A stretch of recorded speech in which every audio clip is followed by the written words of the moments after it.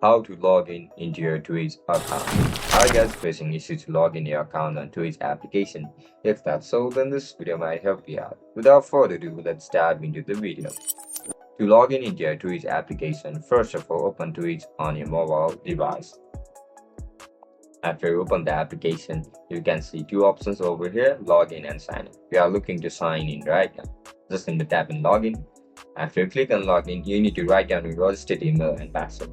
If you don't know how to create an account on Twitch, then make sure to check out our guide on how to do it. Now, just simply write down your registered email and password. After you write it down, you will be successfully logged in into your account on Twitch. And that's it, guys. That's how you're gonna log in into your account. If you guys found this video helpful, don't forget to like, share, and subscribe to our channel. I'll catch you up in the next one. Bye bye.